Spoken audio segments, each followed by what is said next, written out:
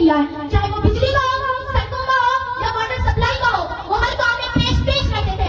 हम में से कोई उनकी कमी पूरी नहीं कर सकता, ना ही हम इसके काबिल है, मगर उनकी बेटी होने के नाते आप सबसे वादा करती हूँ कि अगर मेरे गांव को किसी चीज की जरूरत, कोई मसला मसाइल होगा तो हम हमेशा आपके साथ हैं।